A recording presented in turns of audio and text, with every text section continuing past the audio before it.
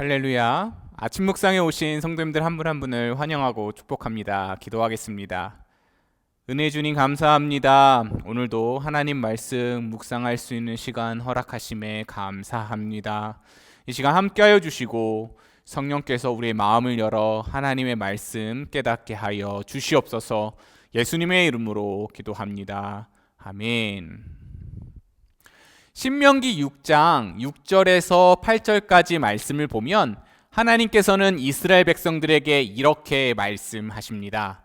오늘 내가 내게 명하는 이 말씀을 너는 마음에 새기고 내 자녀에게 부지런히 가르치며 집에 앉았을 때든지 일어날 때든지 이 말씀을 강론할 것이며. 하나님께서 이스라엘 백성들과 그의 자손들에게 하나님의 말씀을 부지런히 배우며 순종하라고 명령하십니다. 이 신명기 말씀을 통해서 우리가 눈여겨볼 사실 하나가 있습니다. 하나님께서는 이스라엘 백성들과 그의 자손들에게 하나님 말씀을 신실하게 배우며 지킬 것을 명하고 계시다는 사실입니다.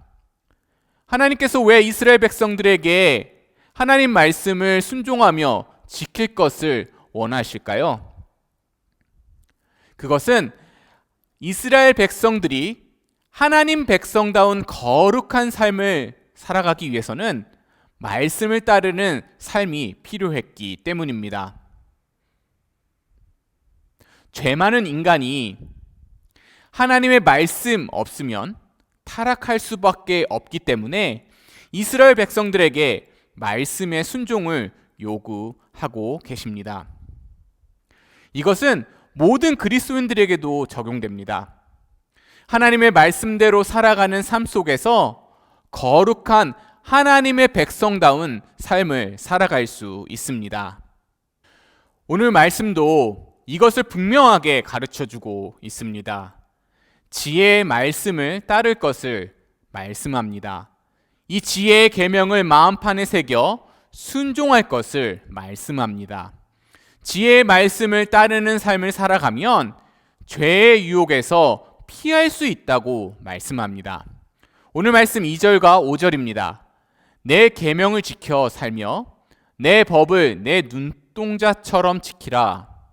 그리하면 이것이 너를 지켜서 음녀에게 말로 홀리는 이방 여인에게 빠지지 않게 하리라. 오늘 말씀을 통해서 우리가 깨닫는 것은 무엇입니까? 하나님 말씀을 따라 순종하는 삶 가운데 죄의 유혹으로부터 이길 수 있다는 것을 알 수 있습니다. 사사기 말씀을 보면 이스라엘 백성들은 가나안에서 하나님의 말씀을 따르는 삶을 서서히 잊고 살아갑니다. 우상 숭배와 이방 여인들의 유혹에 쉽게 넘어가 하나님께 범죄합니다. 하나님께서 사사를 보내어 그들을 회개시키심으로 이스라엘을 이방 나라로부터 구원합니다.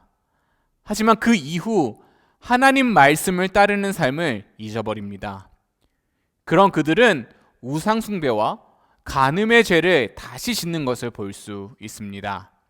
말씀을 잊고 살아가니 하나님께 범죄하는 그들의 모습을 볼 수 있습니다. 오늘 잠언 말씀과 구약 성경의 말씀을 통해 그리스도인들에게 주는 가장 큰 교훈은 무엇일까요? 하나님 말씀을 묵상하며 순종하는 삶은 하나님이 기뻐하시는 거룩한 삶으로 이끈다는 점입니다. 구약 성경에 이스라엘 백성들의 삶에서 볼 수 있듯이 얼마나 하나님의 말씀과 가까이 하며 순종하느냐에 따라 그리스도인들의 삶이 달라집니다. 거룩한 하나님 백성다운 삶을 원한다면 하나님 말씀을 깊이 묵상하며 따르는 삶을 살아가야 합니다. 우리 성도님들의 삶 가운데서 하나님 말씀을 붙잡고 거룩한 삶을 살아가시길 간절히 바랍니다. 함께 기도하겠습니다. 하나님의 거룩한 백성다운 삶을 살아가기 원합니다. 하나님 말씀에 순종하여 하나님의 거룩을 추구하기 원합니다. 함께하여 주시옵소서. 감사하오며 예수님의 이름으로 기도합니다. 아멘.